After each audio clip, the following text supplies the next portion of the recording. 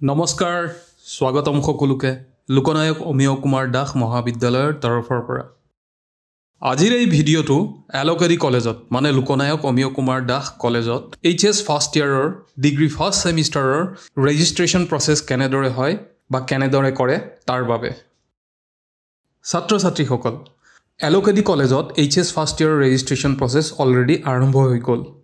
ডিগ্ৰীৰ বাৰু এতিয়াও আৰম্ভ হোৱা নাই এইচএছ ফাইনেল ৰিজাল্ট দিয়াৰ পিছতেই ডিগ্ৰীৰো ৰেজিষ্ট্ৰেচন আৰম্ভ হৈ যাব বৰ্তমান যিসকলে এইচএছ ফাৰ্ষ্ট ইয়াৰত এডমিশ্যন ল'ব বিচাৰে তেওঁলোকে ৰেজিষ্ট্ৰেচন কৰি ৰাখিব পাৰে তাৰ বাবে এইচএছৰ সকলে দৰ্পণত আগতে ৰেজিষ্ট্ৰেচন কৰি লোৱা আৰু ডিগ্ৰীত এডমিশ্যন ল'ব বিচৰাসকলে সমৰ্থত ৰেজিষ্ট্ৰেচন কৰি ল'বা আৰু লগতে ডিএইচই ইউনিক আইডি আৰু এবিচি আইডি মানে একাডেমিক বেংক অফ ক্ৰেডিটৰ আইডি বনাই ল'বা এই ডিএইচই ইউনিক আইডি নাম্বাৰটো এলকেডি কলেজৰ ৰেজিষ্ট্ৰেচন প্ৰক্ৰিয়াৰ ফৰ্মত ভৰাব লাগিব ডিএইচই ইউনিক আইডি আৰু এবিচি আইডি কি আৰু কেনেদৰে ৰেজিষ্ট্ৰেচন বা বনাব লাগে তাৰ বাবে বাৰু মই বেলেগকৈ এটা ভিডিঅ' বনাই দিম এতিয়া আহোঁ এলকেডি কলেজত হায়াৰ ছেকেণ্ডাৰী আৰু ডিগ্ৰীত এডমিশ্যন ৰেজিষ্ট্ৰেচনৰ বাবে ডকুমেণ্ট কি লাগিব সেয়া আগতে জানি লওঁ আহা ভাল হ'ব মোবাইল বা কম্পিউটাৰ দুটাৰে এই কাম কৰিব পাৰা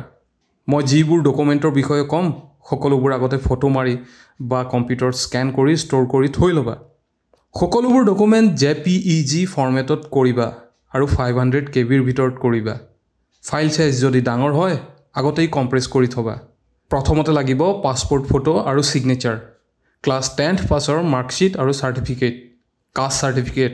জেনেৰেল কাষ্টৰ বাহিৰে আন কাষ্টৰ হ'লে ইনকাম চাৰ্টিফিকেট যদি বিপিএল হয় আৰু ফ্ৰী এডমিশ্যন বা ফি ৱেইভাৰ স্কিম পাব বিচৰাসকলে ইনকাম চাৰ্টিফিকেট দিব লাগিব ইনকাম চাৰ্টিফিকেট অকল ৰেভিনিউ চাৰ্কল অফিচৰ পৰা উলিওৱাখনহে গ্ৰহণযোগ্য হ'ব গতিকে সোনকালে ৰেভিনিউ চাৰ্কলত তোমালোকে ইনকাম চাৰ্টিফিকেট এপ্লাই কৰি দিবা যিসকল বিপিএল বা বিলো 2 লাখ ইনকাম দেখাব বিচাৰা আৰু ফি ৱেইভাৰ বা ফ্ৰী এডমিশ্যন এপ্লাই কৰিব বিচাৰা তাৰপিছত আহিব ট্ৰি প্লান্টেশ্যন গছপুলি ৰোৱা ফটো সেইসকলক লাগিব যিসকলে ফ্ৰী এডমিশ্যনৰ কাৰণে এপ্লাই কৰিব বাকী সকলক নালাগে domicile state certificate PRC voter আধাৰ বাৰ্থ চাৰ্টিফিকেট বিপিএল কাৰ্ড আদিৰ ভিতৰত চেক বা বেংক পাছবুকৰ ফ্ৰণ্ট পেজ যিসকল ষ্টুডেণ্টৰ বেংক একাউণ্ট নাই সেইসকলে ঘৰৰ মা দেউতাৰ একাউণ্ট ব্যৱহাৰ কৰিব পাৰিবা পিছত তোমালোকে নিজৰ বেংক একাউণ্ট ক্ৰিয়েট কৰি আপডেট কৰাই ল'ব পাৰিবা কলেজত এতিয়া আহোঁ ডাইৰেক্ট লাইভ প্ৰচেছটো কেনেদৰে কৰিব লাগিব মই উইণ্ডোত লিখি থৈছোঁ আমাৰ কলেজ মানে লোকনায়ক অমিয় কুমাৰ দাস মহাবিদ্যালয়ত এডমিশ্যন প্ৰচেছৰ বাবে ৱেবছাইটটোৰ নাম www.lokdcollegeonline.co.in এই ৱেব এড্ৰেছটো তোমালোকে ব্ৰাউজাৰত খুলিবা LOKD এডমিশ্যন ৱেবছাইটটো খোল খাব এনেদৰে চোৱা বহুত কেইটা টেব আছে তাতে লেফ্ট ছাইডত নিউ ৰেজিষ্ট্ৰেশ্যনত ক্লিক কৰিবা এটা বেলেগ পেজ খোল খাব এনেদৰে ওপৰত লিখা আছে চোৱা যে you can use only one mobile number to fill one form তোমালোকে এটা মোবাইল নম্বৰ দি এখন ফৰ্মহে ফিল আপ কৰিব পাৰিবা তোমালোকে এটা মোবাইল দি মাল্টিপল ফৰ্ম বা এটাতকৈ বেছি ফৰ্ম ফিল আপ কৰিব নোৱাৰিবা এতিয়া তলত এপ্লাইড ফৰত ক্লিক কৰি এইচএছ নে ডিগ্ৰীত এডমিশ্যন ল'ব বিচাৰা সিলেক্ট কৰি দিবা ডিগ্ৰী অপশ্যন বাৰু বৰ্তমান নাই মই আগতেই কৈছোঁ এইচএছ ফাইনেল ৰিজাল্ট দিয়াৰ পিছত ডিগ্ৰীৰো অপশ্যনটো আহিব নেক্সট সোঁফালৰ ঘৰত ষ্ট্ৰীম সিলেক্ট কৰিবা এলকেডি কলেজত আৰ্টছ সায়েন্স কমাৰ্চ তিনিটা ষ্ট্ৰীম আছে যোনটো বিচৰা তাত ক্লিক কৰিবা নেক্সট এপ্লিকেণ্ট নেম নিজৰ নাম শুদ্ধকৈ টাইপ কৰি দিবা ক্লাছ 10ৰ বা 12ৰ মাৰ্কশ্বিটৰ মতে নেক্সট ৰাইটত ফোন নম্বৰ দিবা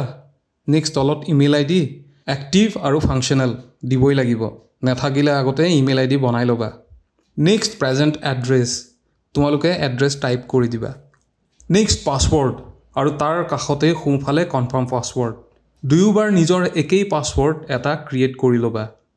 তাৰপিছত তলত 5টা সংখ্যাৰ কেপচা তলৰ বক্সটো টাইপ কৰি তলতে থকা ৰেজিষ্টাৰ বটনটোত ক্লিক কৰি দিবা সৰুকৈ বক্স এটা পপ আপ কৰিব তাতে লিখা থাকিব ছাকচেছফুলি ৰেজিষ্টাৰ্ড মানে তোমাৰ ৰেজিষ্টাৰ হৈ গ'ল অ'কেত ক্লিক কৰি দিবা নেক্সট এটা পেজ খোল খাব তোমালোকৰ পাৰ্চনেল ডিটেইলছবোৰ বিচাৰি applicant name phone number email ID আৰু প্ৰেজেণ্ট এড্ৰেছ আগৰে পৰাই ভৰ্তি হৈ থাকিব প্ৰথম পেজটোত ৰেজিষ্ট্ৰেশ্যন কৰাৰ বাবে বাকী তলত permanent address village town post office police station pin district এইবোৰ বহুৱাই যাবা তোমালোকৰ যি হয় নেক্সট ইউনিক আইডি বুলি এটা অপশ্যন আহিব ইয়াত DHE ৱেবছাইটৰ পৰা ক্ৰিয়েট কৰা ইউনিক আইডিটো বহুৱাব লাগিব সেয়ে মই ভিডিঅ'টোৰ আগমুহূৰ্ততেই DHE ইউনিক আইডিৰ বিষয়ে কৈ গ'লোঁ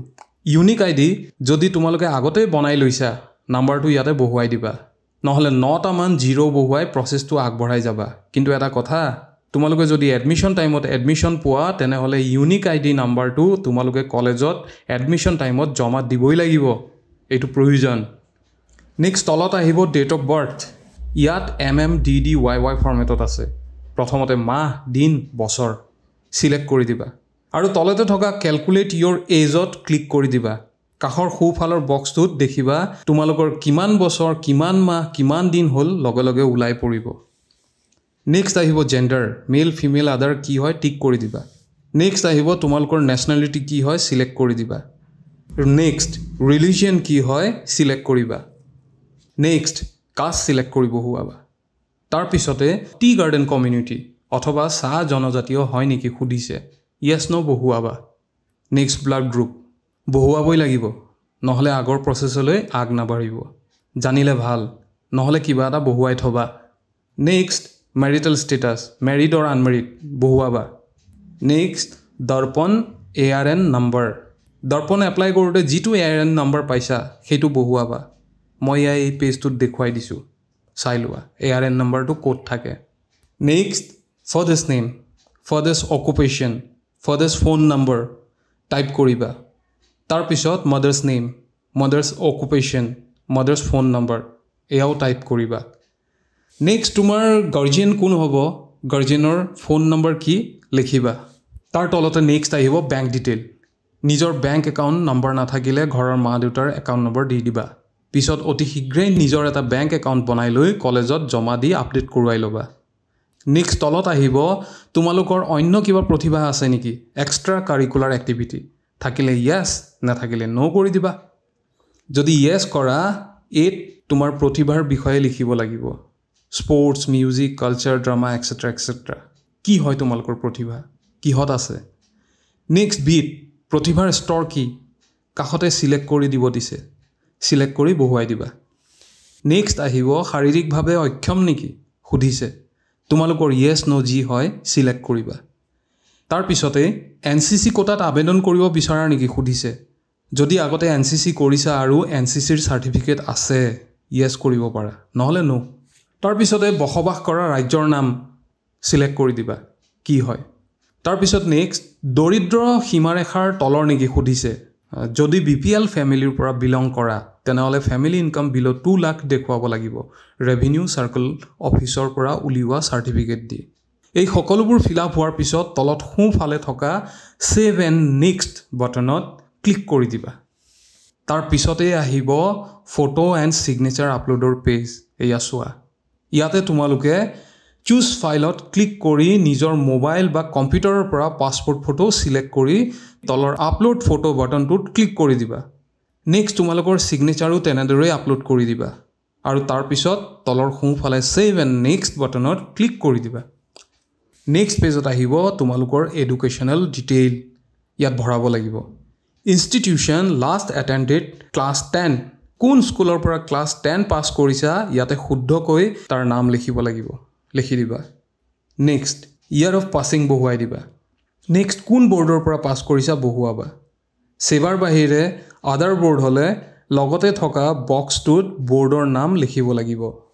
নেক্সট তলত মিডিয়াম অফ ষ্টাডি ইংলিছ নে আছামিজ মিডিয়াম লৈ পঢ়িব বিচাৰা সিলেক্ট কৰিবা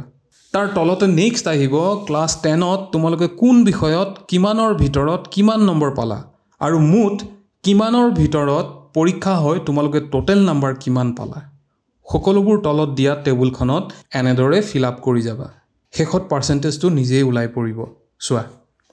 এতিয়া তলত কি বিষয় লৈ পঢ়িব বিচৰা হেয়া আছে 1 2 3 4 এনেদৰে আছে চোৱা বিষয়বোৰ সিলেক্ট কৰি যাবা শেষত সকলোবোৰ ফিল আপ কৰাৰ পিছত তলৰ সোঁফালে থকা সেভ এণ্ড নেক্সটত ক্লিক কৰি দিবা এতিয়া খোল খাব ডকুমেণ্ট আপলোডৰ পেজ য'ত তোমালোকে মই আগতে কৈ যোৱা ডকুমেণ্টছবোৰ আপলোড কৰিব লাগিব বাওঁফালে ডকুমেণ্টছবোৰৰ নাম দিয়া আছে চাবা আৰু সোঁফালে চুজ ফাইলত ক্লিক কৰি নিজৰ কম্পিউটাৰ বা মোবাইলৰ পৰা ডকুমেণ্টছ সিলেক্ট কৰিবা তাৰ পিছত আপলোড বটনবোৰত ক্লিক কৰি আপলোড কৰি যাবা সকলোবোৰ ডকুমেণ্ট এনেদৰে আপলোড কৰাৰ পিছত তলত সোঁফালে আকৌ সেভ এণ্ড নেক্সট বটন আহিব তাতে ক্লিক কৰি দিবা এতিয়া তোমালোকৰ সকলো ডিটেইল এনেদৰে প্ৰিভিউ হ'ব চোৱা সকলোবোৰ ভালদৰে চাই ল'বা যদি কিবা ভুল থাকে তলত এডিট অপচন আহিব কোনটো ডিটেইল এডিট কৰিব বিচাৰা সেই এডিট ডিটেইলত ক্লিক কৰি এডিট কৰি ল'বা সকলো যদি শুদ্ধ থাকে তলতে সোঁফালে থকা ফাইনেল সাবমিট অপচনত ক্লিক কৰি সাবমিট কৰি দিবা তোমালোকৰ এলকেডি কলেজত এপ্লিকেশন ফৰ্ম সাবমিট হৈ যাব এতিয়া তোমালোকে আপলোড কৰা ডিটেইল থকা এপ্লিকেশন ফৰ্মখন ডাউনলোড আৰু প্ৰিন্ট কৰিব লাগিব কাষতে থকা অপাৰেশন বটনত ক্লিক কৰিবা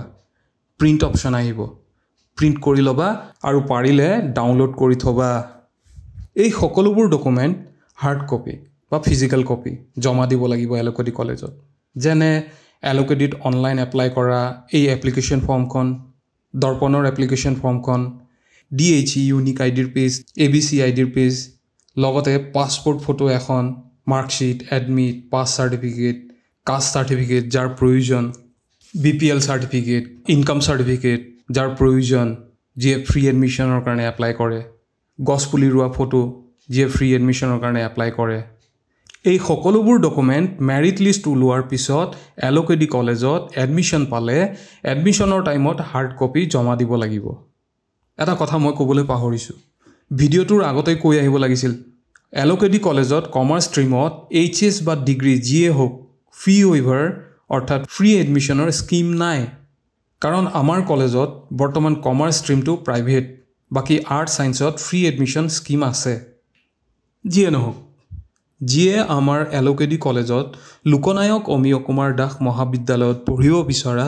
দৰ্পণ সমৰ্থ আদিৰ লগতে আমাৰ এলকেডি কলেজতো ৰেজিষ্ট্ৰেচন প্ৰসেসটো কমপ্লিট কৰি থবা বাৰু এতিয়া সামৰিছো অল দা ভেৰি বেষ্ট সকলোকে এই চেনেলটো সাবস্ক্ৰাইব কৰিবা সকলোৱে আমাৰ এলকেডি কলেজৰ আপডেটছবোৰ পাই থাকিবৰ কাৰণে এতিয়া বাই বাই সকলোকে এণ্ড থ্যাংক ইউ